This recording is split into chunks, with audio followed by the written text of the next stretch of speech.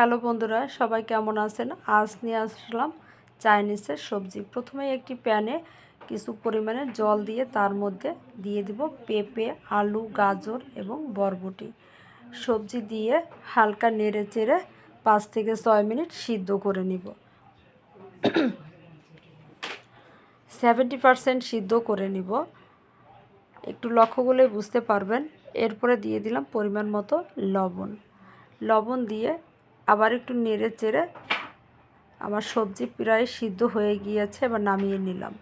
তারপর দিয়ে দিলাম একটি প্যানে কিছু রান্নার সয়াবিন রেগুলার তেল দিয়ে তার মধ্যে দিয়ে দিলাম রসুন কুচি দিয়ে হালকা নেড়ে চেড়ে ভেজে নিব।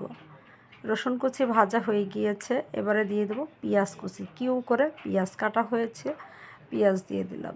পেঁয়াজ দিয়ে হালকা নেড়ে চেড়ে ভেজে নিব।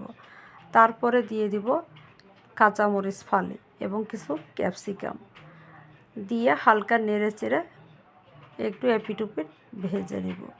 তারপরে দিয়ে দেবো মাংস সিদ্ধ করে রাখা হয়েছিল এবং সেই মাংস ছোট ছোট করে ঝুরা করা হয়েছে, সেটি দিয়ে দিলাম। দিয়ে হালকা নেড়ে চেড়ে ভেজে নেব। তারপরে দিয়ে দেব সেই সিদ্ধ করা সবজি দিয়ে একটু ভালো করে নেড়ে চেড়ে সব কিছুর সাথে মিশিয়ে দেব। মিশিয়ে দেওয়ার পরে এরপরে দিয়ে দিব সেই যে পানি সিদ্ধ করে পানি রাখা হয়েছিল সবজির, সেই পানিটা দিয়ে দেব।